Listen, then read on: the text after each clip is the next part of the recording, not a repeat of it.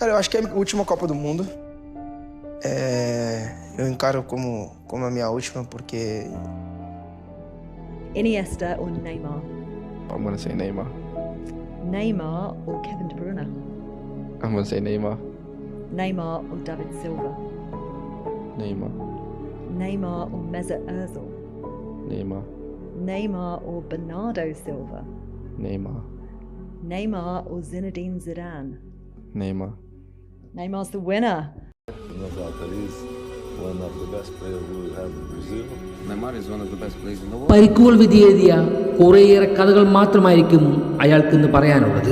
പക്ഷേ ഓരോ തിരിച്ചുവരവുകളിലും തന്നിൽ അവസാനിക്കാത്ത മാന്ത്രികത കൊണ്ട് അതുവരെ നഷ്ടപ്പെട്ടതെല്ലാം തിരിച്ചെടുക്കുവാൻ അയാൾ ആവോളം ശ്രമിക്കുന്നുണ്ടായിരുന്നു.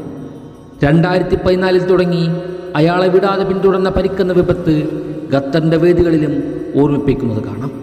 തകർന്ന കണങ്കാലുമായി വേദനാശമനികൾക്കുമൊപ്പം ക്രൊയേഷ്യൻ ഡിഫൻസിനെ പിളർത്തിക്കൊണ്ട് ലിവാക്കോവിച്ചിനെയും നിഷ്പ്രഭമാക്കി നേടിയ ഗോൾ ചരിത്രത്തിൽ ഇടം പിടിക്കാതെ പോയത് ആ മത്സരഫലം ഒന്നുകൊണ്ട് മാത്രമായിരുന്നില്ലേ? ഒരുപക്ഷെ ആ ഒരു ഗോളിൽ ക്രൊയേഷ്യയെ പരാജയപ്പെടുത്തി ബ്രസീൽ മുന്നേറിയിരുന്നുവെങ്കിൽ വേൾഡ് കപ്പിലെ തന്നെ ഏറ്റവും മികച്ച ഗോളുകളുടെ കൂട്ടത്തിൽ അതും ഓർത്തെടുക്കേണ്ടതായിരുന്നു.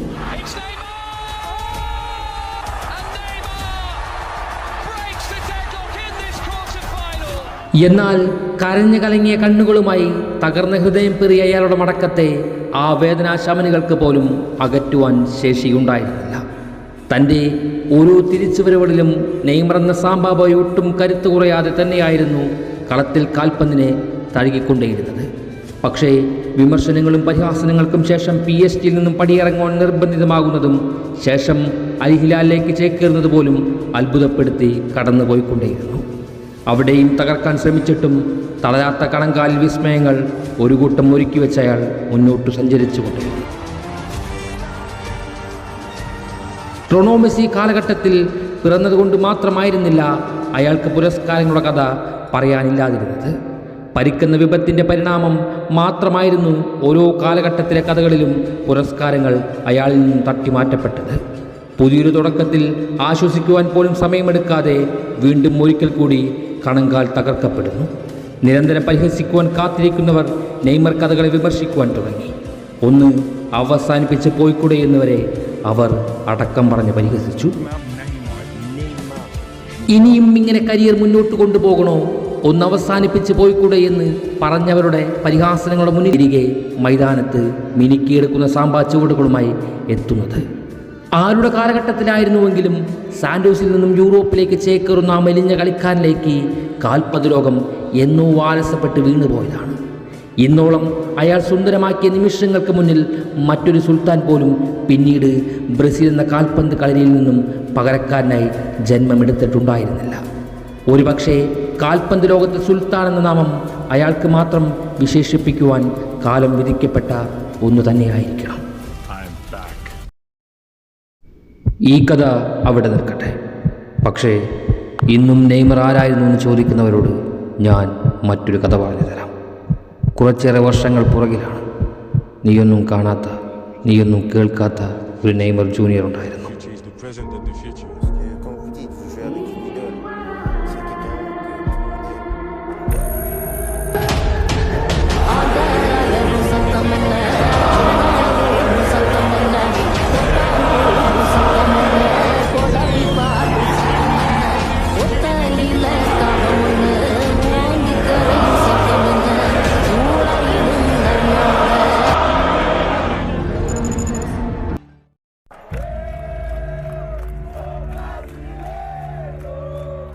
വർഷങ്ങൾ കുറച്ച് പുറകിലേക്ക് സഞ്ചരിക്കണം. അവിടെയാണ് പരിക്കുകൾ മുറിവേൽപ്പിക്കാത്ത നെയ്മർ യുഗമുള്ളത്. അച്ഛൻ്റെ ശ്വാസനമനുസരിച്ച് നാട് വിട്ടു പോകേണ്ടി വന്നവൻ പിന്നീട് അച്ഛൻ്റെ സ്വപ്നങ്ങളെ നിറവേറ്റുവാൻ വീണ്ടും ബ്രസീലിലേക്ക് വരുന്നത് കാൽപന്ത് കളിയുടെ സർവ്വമേഖലകളും പയറ്റി തെളിഞ്ഞവനായിട്ടാണ്. പിന്നീട് പ്രയത്നങ്ങൾക്കൊടുവിൽ ബ്രസീൽ നാഷണൽ ജേഴ്സിയിലേക്ക്. അങ്ങ് സാന്റോസിൽ ഒരു അത്ഭുത പയ്യനുണ്ട് എന്ന് മാത്രമായിരുന്നു അന്നേ വരെ ലോകം മറിഞ്ഞിരുന്നത്. എന്നാൽ അവൻ ആരാണെന്ന് തെളിയിച്ചത് 2013 കാലഘട്ടത്തിലായിരുന്നു. അതൊരിക്കലും ബാഴ്സലോണ ജേഴ്സിയിലായിരുന്നില്ല. ലോകം കീഴടക്കാൻ അവൻ യഥാർത്ഥത്തിൽ തുടങ്ങുന്നതും ആ രാത്രിയായിരുന്നു. പാരമ്പര്യങ്ങൾക്ക് മുകളിൽ നിന്നുകൊണ്ട് അന്നയാൾ അത് ലോകത്തോട് വിളിച്ചു പറയുന്നുണ്ട്.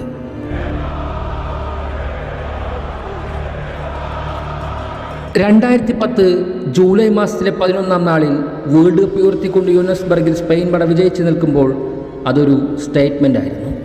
ടിക്കി ടാക്ക് കൊണ്ട് പിന്നീട് വരുന്ന ഫുട്ബോൾ യുഗം ഞങ്ങളാൽ ഭരിക്കപ്പെടാൻ പോകുന്നുവെന്ന വലിയ സ്റ്റേറ്റ്മെൻറ്റ്.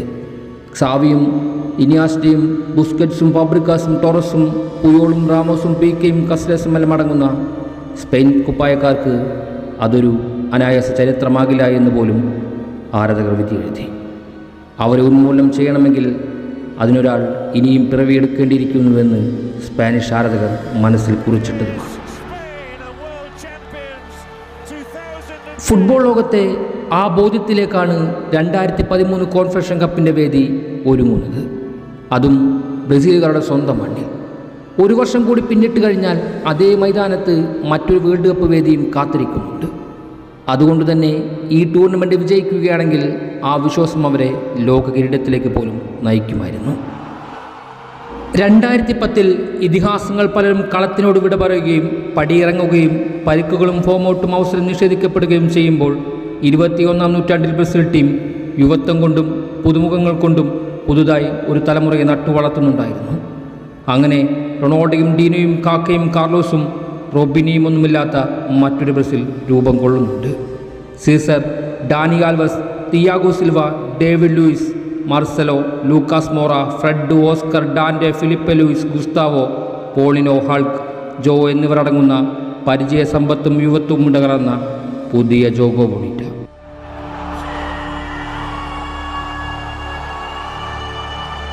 ആ ബ്രസീലിൻ്റെ ഹൃദയത്തെ നിയന്ത്രിക്കുന്നതും അനുസരിപ്പിക്കുന്നതും നയിക്കുന്നതും വെറുമൊരു 21-കാരൻ. അത് സ്പെയിനിൻ്റെ വാഴ്ച അവസാനിപ്പിക്കണമെങ്കിൽ ഒരുത്തൻ ഈ മണ്ണിൽ ഇനിയും ജന്മമെടുക്കണമെന്ന് ചിന്തിച്ചവരുടെ മുന്നിലേക്ക് 10-ാം നമ്പർ ജേഴ്സി അണിഞ്ഞുകൊണ്ട് അവൻ മൈതാനത്തേക്ക് വലങ്കാൽ വെച്ച് ഇറങ്ങിക്കഴിഞ്ഞിരിക്കുന്നു. അത് സാക്ഷാൽ Neymar da Silva Santos junior. No doubt that he's one of the best players we have in Brazil. Neymar is one of the best players in the world.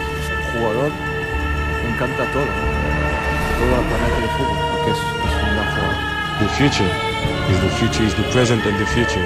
Quand vous dites que vous jouez avec une idole, c'est quelqu'un que tout le monde aime. Vous êtes obligé. ഫുട്ബോളിനെ മതമായി സ്വീകരിച്ചിരുന്ന നാട്ടിൽ അതിനോടകം തന്നെ ആഘോഷങ്ങൾ ആരംഭം കുറിച്ചിരുന്നു. പുതിയ Samba നർത്തകൻ്റെ കളിയഴക് national വേദിയിൽ 2011 കോപ്പയ്ക്ക് ശേഷം ഒരിക്കൽ കൂടി ആസ്വദിക്കുവാൻ പോകുന്നതിൻ്റെ തയ്യാറെടുപ്പുകളായിരുന്നു അവയെല്ലാം.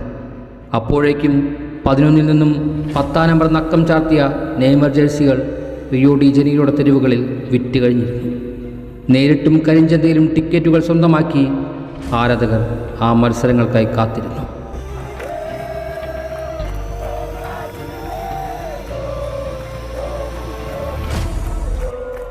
ആതിഥേയരായ ബ്രസീൽ ടീം ഉൾപ്പെട്ടിരുന്ന ഗ്രൂപ്പ് എയിൽ ജപ്പാനും മെക്സിക്കോയും കൂടാതെ ഇറ്റലിയും ഉണ്ടായിരുന്നു.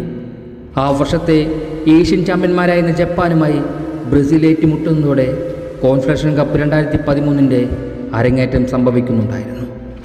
വെല്ലുവിളികൾക്കും സംശയങ്ങൾക്കും ഇട കൊടുക്കാതെ ബ്രസീൽ ടീം ഗ്രൂപ്പിലെ ആദ്യ മത്സരം അവസാനിപ്പിക്കുന്നത് എത്ര മനോഹരമായിരുന്നു.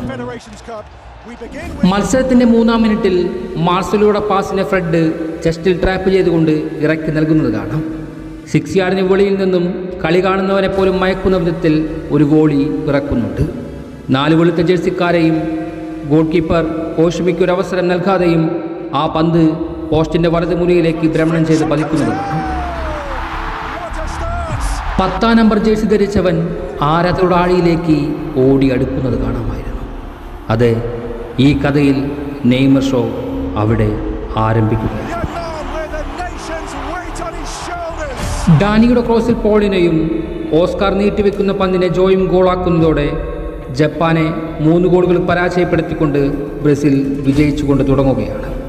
മറുപുറത്താകട്ടെ സ്പെയിൻ 2-1 നിലയിൽ ഉറുഗ്വേയും പരാജയപ്പെടുത്തുന്നുണ്ട്.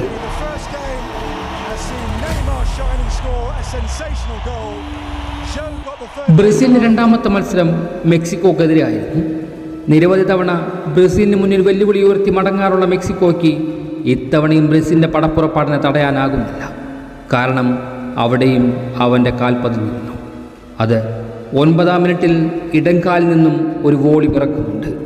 കമൻട്രി പോലും അതിനെ വർണ്ണിക്കാനാകാതെ വാക്കുകൾ പരതുന്നുണ്ട്.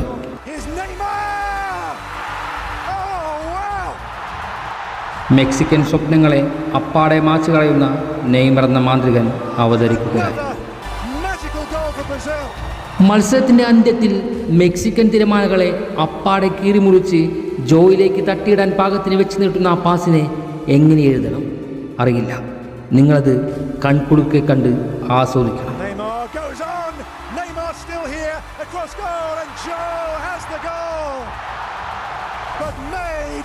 By the most glorious assist from Neymar. This is becoming, make no bones about it, Neymar's competition. ഗ്രൂപ്പിലെ മൂന്നാമത്തേതും അവസാനത്തേതുമായ മത്സരം, അതും ഡിറോസിയും ബലോട്ടലിയും കിലിനിയും ബനൂച്ചിയും ബുഫണുമെല്ലാം അടങ്ങുന്ന ഡിഫൻസിന് പേരുകെട്ട ഇറ്റാലിയൻ വമ്പന്മാർക്കെതിരെ. പക്ഷേ തുനിഞ്ഞിറങ്ങിയാൽ പിന്നെ മുന്നിൽ വരുന്നതിനെല്ലാം മുകളിൽ നാശം കൊതിക്കുവാൻ മാത്രം പഠിപ്പിച്ചു തന്ന ചേട്ടന്മാരുടെ പിൻതലമുറക്കാർക്ക് എന്ത് ഇറ്റാലിയൻ. 45-ാം മിനിറ്റിൽ ഡാൻഡിയുടെ ഗോളിന് ചാക്രീനിയുടെ മറുപടി. മത്സരം സമനിലയിലേക്ക്. മാച്ച് ക്ലോക്കിലെ മിനിറ്റ് സൂചി 4 വട്ടം കറങ്ങിത്തിരിഞ്ഞു. ആ സൂചികയിൽ കാൽപന്തിനെ മനം കൊണ്ട് നിയന്ത്രിക്കുന്നവൻ ഇറ്റാലിയൻ ആരാധകരുടെ ഇടനെഞ്ചിലേക്ക് ഒരു കനൽ കോരിയിടുന്നുണ്ട്. അന്തരീക്ഷ ഭ്രമണത്തിൻ്റെ തെരഞ്ഞെടുക്കപ്പെട്ട ഏതോ ചാലിലേക്ക് ആ പന്തിനെ വലങ്കാൽ കൊണ്ട് പായിപ്പിച്ച് ബുഫണിൻ്റെ നിയന്ത്രണ രേഖയെ മറികടക്കുന്നത് വെറും നിസ്സാരമായിട്ടല്ല, എണ്ണം പറഞ്ഞ് വിലയിടാവുന്ന സൂപ്പർമസി ഫ്രീ കിക്ക് കൊണ്ടാണ്.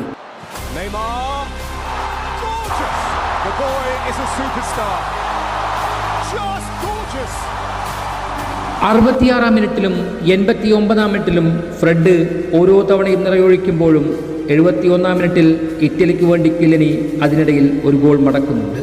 പക്ഷേ ഒടുവിൽ ബുഫണും സംഘവും 4-2 എന്ന മാർജിനിൽ ഗ്രൂപ്പിൽ 2ാം സ്ഥാനത്തേക്ക് വീണു പോകുന്നത് കാണാം. മറുപുറത്ത് ഗ്രൂപ്പ് ചാമ്പ്യന്മാരായി ബ്രസീൽ സെമി ഫൈനൽ.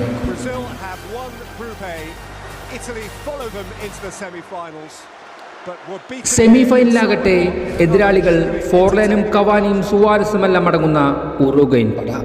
കഴിഞ്ഞ 2011 കോപ്പ അമേരിക്ക നേടിയ ആത്മവിശ്വാസത്തോടെ തന്നെയായിരുന്നു ഉറുഗ്വൈ കോൺഫെഡറേഷൻ കപ്പിലേക്ക് ബൂട്ടുകെട്ടി തയ്യാറെടുത്തത്. അതുകൊണ്ട് തന്നെ തോറ്റുകൊടുക്കുവാൻ അവർക്കും മനസ്സിലായിരുന്നു. കടുത്ത പോരാട്ടം നടന്ന ആദ്യ പകുതി. എന്നാൽ ഉറുഗ്വൈൻ ഡിഫൻസിനെയും ഗോൾ കീപ്പറെയും എല്ലാം അപ്പാടെ തീർത്ത് കളയുന്ന ഒരു നെയ്മർ നിമിഷമുണ്ട്. അത് മതിയായിരുന്നു ഉറുഗ്വയുടെ സ്വപ്നങ്ങളെ തകർത്ത് കളയുവാൻ. മാച്ച് ക്ലോക്ക് 41-ാം മിനിറ്റിലേക്ക് എത്തി നിൽക്കുമ്പോൾ ഫ്രെഡിന് ആ പാസിനെ ഗോളാക്കി അടിക്കുക മാത്രമേ വേണ്ടിയിരുന്നുള്ളൂ. ഒരു 21-കാരൻ ഉറുഗ്വയുടെ തറവാട്ടിൽ കയറി ആ അടിക്ക് അവസരം ഒരുക്കുന്നത് ഒന്ന് കാണേണ്ട കാഴ്ച തന്നെയായിരുന്നു.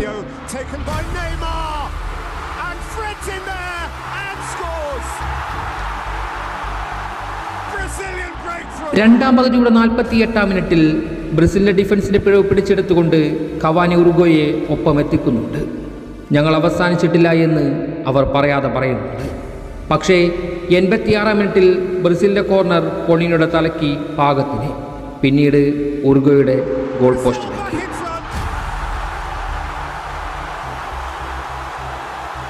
57,000-ലധികം കാണികളെ കൊണ്ട് തിങ്ങി നിറഞ്ഞ എസ്റ്റാഡിയോ മെനീരയുടെ ഗാലറിയിൽ ബ്രസീൽ ആരാധകർ പൊട്ടിത്തെറിക്കുന്നത് കാണാം. മാച്ച് റഫറി എൻട്രിക്കോട് അവസാന വിസിലോടെ തന്നെ 2013 കോൺഫെഡറേഷൻ കപ്പിൻ്റെ ഫൈനലിലേക്ക് ബ്രസീലിനുള്ള വാതിൽ തുറക്കുന്നുണ്ട്. അത് നെയ്മർ ബ്രസീലിൻ്റെ ഫൈനൽ വേദിയിലേക്ക് ആനയിച്ച് കഴിഞ്ഞിരിക്കുന്നു. ഇനിയാണ് യഥാർത്ഥ കഥ.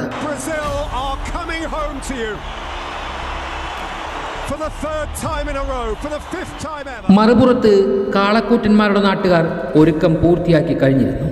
കസിയാസും പിക്കയും റാമോസും ജോഡി ആൽബയും ബുസ്കറ്റ്സും സാബിയും മിന്നാസ്റ്റിയും പെഡ്രോയും ടോറസും അടങ്ങുന്ന അജയരുടെ സ്പാനിഷ് പട റിയോ ഡി ജനീരിയിൽ ഫൈനൽ മത്സരത്തിനായി ഒരുങ്ങി നിൽക്കുന്നുണ്ട്.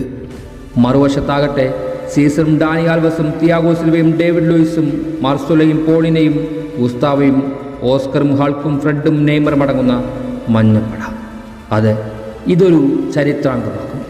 സ്പെയിനാണ് മറക്കാനയിൽ വാഴുന്നതെങ്കിൽ ചരിത്രാവർത്തനത്തിൻ്റെ കഥ ഈ ഫുട്ബോൾ ലോകത്ത് വീണ്ടും വീണ്ടും മലയടിക്കും. മറിച്ചാണെങ്കിലോ സ്പാനിഷ് യുഗം ഇവിടെ ഇന്ന് മറക്കാനയിൽ അവസാനിക്കും.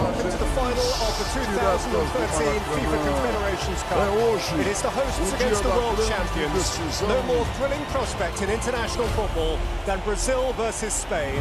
No more glittering arena than the Maracanã, Rio. അങ്ങനെ ആ മത്സരം റിയോ ഡി ജനീരോയിൽ 73,000 വരുന്ന കാണികളെ സാക്ഷിയാക്കി ആരംഭിക്കുന്നുണ്ട്. നെതർലാൻഡ് റഫറി ബോൺ കൂപ്പേഴ്സിൻ്റെ വിസിൽ മുഴങ്ങി മിനിറ്റ് സൂചി 2-ാം മിനിറ്റിലേക്ക് സഞ്ചാരപഥം പൂർത്തിയാക്കും മുൻപ് തന്നെ ഫ്രെഡ് സ്പാനിഷ് പ്രതീക്ഷയുടെ മുകളിൽ ആദ്യ വെടി പൊട്ടിക്കുന്നു. സ്പാനിഷ് ബോക്സിലേക്ക് ഉയർന്നു വന്ന ബ്രസീൽ ക്രോസ് സൃഷ്ടിക്കുന്ന കൊളൂഷനൊടുവിൽ നെയ്മറിന്റെ ദേഹത്ത് തട്ടുന്നുണ്ട്. തുടർന്ന് ഡിഫ്ലക്റ്റ് ആവുന്ന പന്തിനെ ഫ്രെഡ് വീണ് കിടന്നുകൊണ്ട് ഗോളിലേക്ക് കൺവെർട്ട് ചെയ്യുന്നു. ഒരു നിമിഷം കസിയാസും കൂട്ടരും നിശ്ചലമായി പോയ നിമിഷം.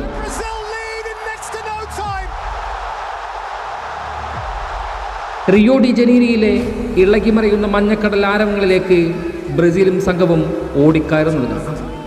ബ്രസീൽ ആരാധകർ അവരുടെ പേരുവച്ച് പൊട്ടിത്തെറിക്കുന്നതാണ്.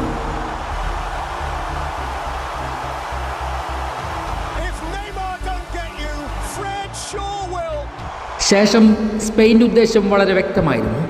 മധ്യനിരയിൽ കളിമനഞ്ഞുകൊണ്ട് കളിയിലേക്ക് തിരിച്ചു വരാനുള്ള അവരുടെ ശ്രമങ്ങൾക്ക് പരിധി ഉണ്ടായിരുന്നേയില്ല.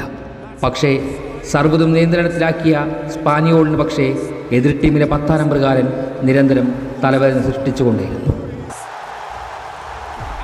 അവൻ്റെ കാലുകളെ പിടിച്ചു കെട്ടുവാൻ അണിയറയിലും കളിക്കകത്തും സ്പെയിന് പുതിയ പദ്ധതികൾ തന്നെ രൂപപ്പെടുത്തേണ്ടി വന്നിരുന്നു. എങ്കിലും ആ പദ്ധതികളെയെല്ലാം പലവട്ടം കീറി മുറിച്ചെറിയുന്നുണ്ട് അയാൾ.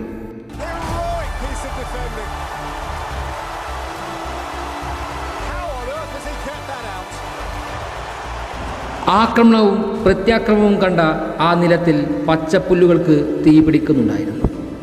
മറക്കാനുള്ള അന്തരീക്ഷത്തിലും ആ ചൂടിൻ്റെ ഊഷ്മാവ് തളം കെട്ടി കിടക്കുന്നുണ്ടായിരുന്നു. ഫുട്ബോളിൽ പലപ്പോഴും അത് സംഭവിക്കാറുണ്ട്.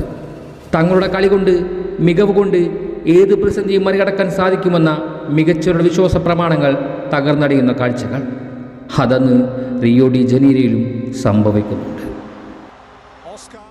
സ്പാനിഷിൻ്റെ 6 യാർഡിലേക്ക് ഇരച്ചു കയറിക്കൊണ്ടിരുന്ന ബ്രസീലിൻ്റെ മുന്നേറ്റക്കാരുടെ കാലിനിടയിൽ കുരുത്തിരുന്ന അഡിഡാസ് കഫൂസ പന്ത് ബോക്സിൻ്റെ ഇടത് സൈഡിൽ വെയിറ്റ് ചെയ്തിരുന്ന നെയ്മറിൻ്റെ ഇടതുകാലിലേക്ക് നിയോഗം പോലെ വന്നു ചേരുന്നുണ്ട്.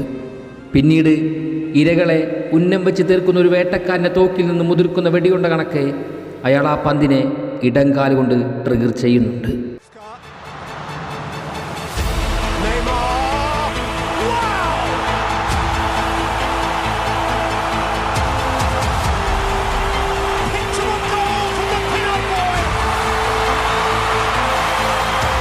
ആ ഗോൾ ചെന്ന് പതിക്കുന്നത് സ്പെയിൻ്റെ ആരാധകരുടെ ആഘോഷങ്ങൾക്കും പ്രതീക്ഷകൾക്കും നടുവിലേക്കായിരുന്നു. കസിയാസ് കരിയറിൽ അന്നോളം ആർജിച്ച ആത്മവിശ്വാസത്തിൻ്റെ അന്ത്യത്തിലേക്കായിരുന്നു. അതുവരെ ഫുട്ബോൾ ലോകം കാൽ കീഴിൽ വെച്ച് ഭരിച്ചിരുന്നവർക്ക് മുന്നിൽ, അടുത്ത കാലത്തൊന്നും പരാജയഭയം എന്താണെന്ന് അറിയാത്തവർക്ക് മുന്നിൽ ഒരു 21-കാരൻ അവതരിച്ച് കഴിഞ്ഞിരിക്കുന്നു. അവരുടെ അവശേഷിച്ച ആത്മാവിനെയും ആത്മവിശ്വാസത്തെയും നിഷ്ഠൂരം മരണത്തിലേക്ക് അയക്കുന്നു. വിജയങ്ങൾ മാത്രം കണി കണ്ടുണർന്നിരുന്ന സ്പാനിഷ് ആരാധകർക്ക് മുന്നിൽ, സ്പാനിയോളിന് മുന്നിൽ അവരുടെ യഥാർത്ഥ മരണദൈവത്തിൻ്റെ നാമം റിയോ ഡി ജനീരോയുടെ അന്തരീക്ഷത്തിൽ വ്യാപിച്ചു കഴിഞ്ഞു. ബൗണ്ടറി പലകൾക്കപ്പുറം മഞ്ഞക്കടൽ കണക്കെ ഇളകി മറയുന്ന ബ്രസീൽ ആരാധകരുടെ ആരവങ്ങൾക്കിടയിലേക്ക് അതിൻ്റെ കാരണക്കാരനായവൻ ഓടി അടുക്കുന്ന കാഴ്ചയുണ്ട്. Then just enjoy the commentary.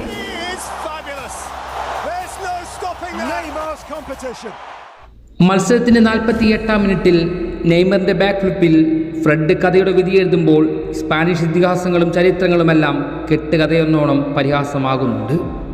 അജയരുടെ ചരിത്രങ്ങളെല്ലാം മറവിയിലേക്ക് യാത്രയാകുന്നുണ്ട്. തീർത്തും തീർപ്പ് കൽപ്പിക്കുവാൻ ഇടനിലക്കാരനായി നിന്നും നെയ്മർ സ്പാനിയോളിൻ്റെ കഥ കൽപ്പിക്കുമ്പോൾ അവരുടെ കണ്ണീർ വീണ് അതിനോടകം തന്നെ ആ സ്റ്റേഡിയം നനഞ്ഞു കഴിഞ്ഞിരുന്നു. 2-ാം പകുതിയിൽ തിരിച്ചു വരാൻ സ്പെയിൻ കിണഞ്ഞ് പരിശ്രമിക്കുമ്പോൾ അതേ ടിക്കിടാക്ക് കൊണ്ട് ബ്രസീൽ സ്പെയിനെ തളർത്തുന്ന ചില കാഴ്ചകളുണ്ടായിരുന്നു. കൂടാതെ അയാളുടെ ഷോബൂട്ടുകൾ സ്പെയിൻ താരങ്ങളുടെ രോമങ്ങൾക്കിടയിൽ വറ്റാത്ത വിയർപ്പ് സൃഷ്ടിച്ചുകൊണ്ടേയിരുന്നു. 10-ൽ കൂടുതൽ തവണ അവർക്ക് അയാളെ ഫൗൾ ചെയ്യേണ്ടി വരുന്നുണ്ട്. അയാളുടെ സ്കില്ലുകളിൽപ്പെട്ട് ആടി ഉലയേണ്ടി വരുന്നുണ്ട്. സാമ്പാ നൃത്തത്തിൽ തളർന്നു വീഴേണ്ടി വരുന്നു. Running away with it. And not just against anyone. This is Spain. They are wiping. അങ്ങനെ ഒടുവിലാന്ത്യത്തിൽ സ്പെയിൻ്റെ രക്തം പൊടിഞ്ഞു വീണ റിയോ ഡി ജനീറിയിൽ ബ്രസീൽ വിജയിക്കുന്നുണ്ട്. അജയരുടെ കഥ പാടി വന്നവർ നെയ്മർ എന്ന ഒരു 21-കാരൻ യുവത്വത്തിൻ്റെ മുന്നിൽ അവസാനിക്കുന്നു. ചുട്ടുപൊള്ളുന്ന അയാളുടെ ആത്മപീഡയിൽ സ്പെയിൻ ആരാധകർ അയാളെ ദർശിക്കുന്നുണ്ട്. അത് ഞങ്ങളെ തീർക്കാൻ ഒരുവൻ ഭാവിയിൽ അവതരിക്കുമെന്നാണ് ഞങ്ങൾ കരുതിയത്. പക്ഷേ ഇന്നിതാ അവൻ ഞങ്ങൾക്ക് മുന്നിൽ നിൽക്കുന്നുണ്ട്. Against anyone. This is Spain. They are wiping the floor. അത് അവൻ അവരുടെ സ്വപ്നങ്ങളെ നിറവേറ്റാൻ വന്നവനാണ്. അവരുടെ ജോഗോ ബോണിറ്റയ്ക്ക് പുനർജന്മം സമ്മാനിച്ചവരാണ്. ചരിത്രം തിരുത്തുവാൻ അവതരിച്ചവരാണ്. തണുത്തുറച്ച റിയോ ഡി ജനീറിയിലെ അന്തരീക്ഷം അയാളുടെ ചൂടേറ്റ് ഉരുകിയൊലിക്കുന്നത് കാണാം. അയാളിലെ പ്രഹരമേറ്റ് പൊഴിയുന്ന ഊഷ്മാവ് ഓരോ സ്പെയിൻ കളിക്കാരനെയും ആരാധകൻ്റെയും ദേഹമാസനം വിയർപ്പ് ഒഴുക്കുന്നുണ്ട്. പീക്കയും ഇനിയാസ്റ്റി മരയ്ക്ക് കൈ കൊടുത്തുകൊണ്ട് ആ നിമിഷത്തെ നിസ്സഹരായി നോക്കി നിൽക്കുന്നുണ്ട്. സ്പാനിഷ് ആരാധകരുടെ ഹൃദയമെടുപ്പ് മരവിക്കുന്നുണ്ട്. എണ്ണം പറഞ്ഞ സ്പെയിൻ്റെ പ്രതിരോധ കോട്ടയിലെ പ്രതിരോധക്കാർ അതിൻ്റെ തരിപ്പിൽ നിന്നും പുറത്തു വന്നിട്ടില്ല. അതെ, ഒരു 21-കാരൻ പയ്യൻ തങ്ങളുടെ കഥ കഴിച്ചിരിക്കുന്നു എന്ന യാഥാർത്ഥ്യം സ്പെയിൻ വേദനയോടെ ഒന്ന് മനസ്സിലാക്കുകയാണ്.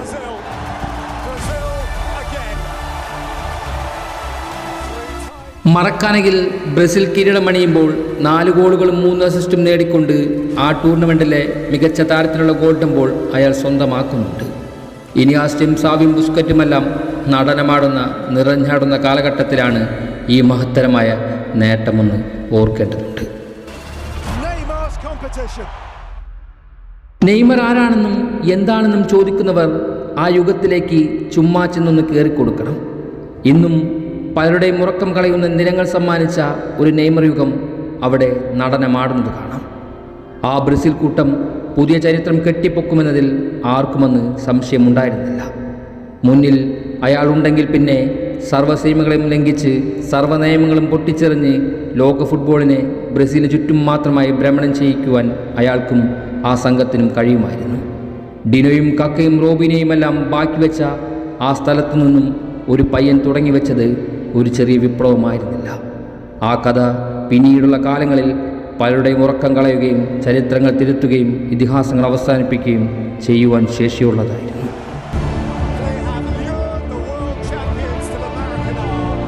പക്ഷേ നിർഭാഗ്യം അയാളുടെ നിയോഗത്തിൻ്റെ നട്ടെല്ലൊടിക്കുകയായിരുന്നു. 2014 വേൾഡ് കപ്പിൽ നെയ്മർ അവസാനിക്കുന്ന ചിത്രം വരെ കാര്യങ്ങൾ ബ്രസീലിനൊപ്പം തന്നെയായിരുന്നു. ബ്രസീലിനെതിരെ ഒരു മത്സരം വിജയിക്കുക എന്നത് എതിരാളിയെ അപേക്ഷിച്ച് വളരെ പ്രയാസവുമായിരുന്നു. ജർമ്മനിക്ക് മുന്നിലൊടുവിൽ സ്വന്തം രാജ്യത്ത് 7 എണ്ണം കിട്ടിക്കൊണ്ട് നാണം കെട്ട് മടങ്ങുമ്പോൾ ഓരോ ആരാധകൻ്റെ മനസ്സിലും ആ ചിന്ത മാത്രമായിരുന്നു മന്ത്രിച്ചത്. അതെ, അവനുണ്ടായിരുന്നുവെങ്കിലെന്ന്. ഇന്ന് പലരും അതിനെ പരിഹസിക്കുന്നത് കാണാം. പക്ഷേ അതായിരുന്നു യാഥാർത്ഥ്യം. കാരണം ജോക്കിലൂമിൻ്റെ ജർമ്മൻ പദ്ധതികളെപ്പോലും കീറിമുറിച്ചെറിയുവാൻ ശേഷിയുള്ള കാലുകൾക്കുടമയായിരുന്നു നെയ്മർ.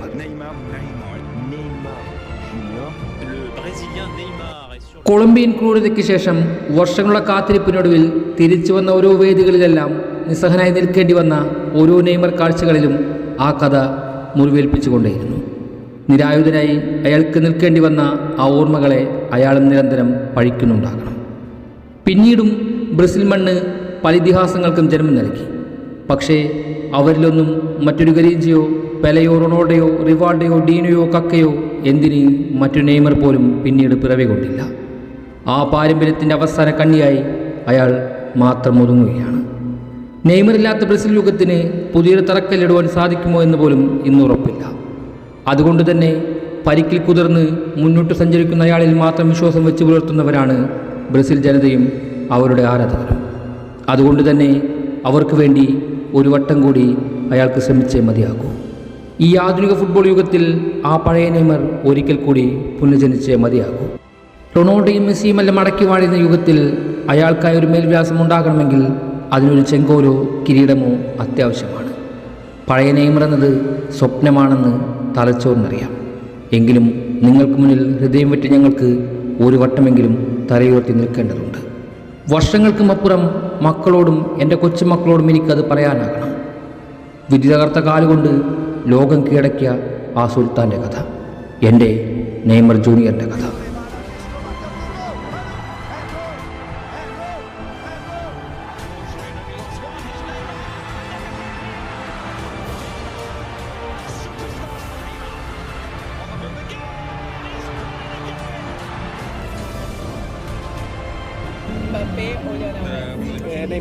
Their skill.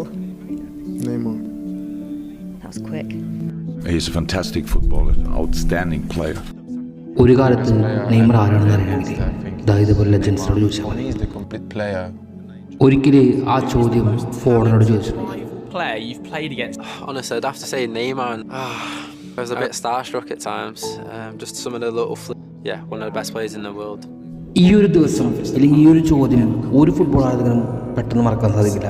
അത് ഓരോ അർജന്റീന ആരാധകർക്കാണെങ്കിലും ഓരോ Argentina പ്ലേയേഴ്സിനാണെങ്കിലും. Midfielder smashing at him, like pushing, kicking at him. My centre back trying to grab him like that, and he would just kept running towards my goal. We could not stop Neymar. He was unstoppable. I played against Neymar, and I think he's a fantastic player. Everybody enjoy watching on TV or live when they're playing, and very creative, and they have this magic when anything can happen in any. അങ്ങനെ അക്കാലത്ത് ഏത് ലെജൻഡിനോട് ചോദിച്ചാലും അവർക്കൊക്കെ ഒരു പേര് പറയുന്നത് Neymar. അയാളുടെ ആ ഒരു കളിശൈലിയെ പറ്റി. El estilo brasilero, el estilo de divertirse dentro del campo de juego, con mucha calidad, con mucha técnica, un uno contra uno increíble, y después tiene todo eso de los brasileros, de cancherear, de querer. ഇന്നും Neymar തിരിച്ചു വരുന്നതിന് ആ പഴയ Neymar ഒരിക്കൽ കൂടി തിരിച്ചു വരാൻ ആഗ്രഹിക്കുന്ന ഒരുപാട് നെയ്മർ ആരാധകരുണ്ട് ഈ ലോകത്ത്. അവരിന്നും കാത്തിരിക്കുകയാണ് ഒരു വർഷമെങ്കിലും അദ്ദേഹത്തിൻ്റെ ആ ഒരു ഫോമിലേക്ക് വരാനായിട്ട്, ബ്രസീൽ തകർന്ന ബ്രസീലിനെ ഉയർത്തിക്കൊണ്ടുവരാനായിട്ട്. അതെ, നെയ്മറിനെ കാത്തിരിക്കുന്ന ഒരു ലോകം തന്നെയാണ് ചുറ്റും. Santos and all the players was the the mouth open, say, "Oh my God, what a player!" It's a joy to watch. As a spectator, I enjoy it a lot every time. It's nice to watch his plasticity, but not just the effectiveness, the personality. Is there more talent than Neymar? I don't know if this exists. More natural, easy-looking talent than Ney? I don't think it's possible. He combines pretty much everything: speed, dribblings, passing, assisting, finishing. ആൾക്കാരും Messi Ronaldo ഫാനാണെങ്കിലും Messi Ronaldo ആരാധിക്കുന്ന ആൾക്കാരാണെങ്കിലും ഒരു കൂട്ടർ ഇല്ലെങ്കിൽ പലരുടെയും ഉത്തരം who is the best എന്ന് ചോദിച്ചു കഴിഞ്ഞാൽ അത് നെയ്മർ തന്നെയായിരിക്കും. അങ്ങനെ വിശ്വസിക്കുന്ന ആൾക്കാരുണ്ടെങ്കിൽ അയാളുടെ യുഗം കണ്ട് അയാൾ ഇഷ്ടപ്പെട്ട ആൾക്കാർ, അയാൾ ആരാധിച്ച ആൾക്കാരുണ്ടെങ്കിൽ അതെ, അയാൾ തിരിച്ചു വരണമെന്ന് ആത്മാർത്ഥമായിട്ട് ആഗ്രഹിക്കുന്ന ആൾക്കാർ. Iniesta or Neymar? I'm going to say Neymar. Neymar or Kevin De Bruyne? I'm going to say Neymar. Neymar or David Silva? Neymar. Neymar or Mesut Ozil? Neymar. Neymar or Bernardo Silva? Neymar. Neymar or Zinedine Zidane? Neymar. Neymar's the winner. I don't know what the is wrong with y'all.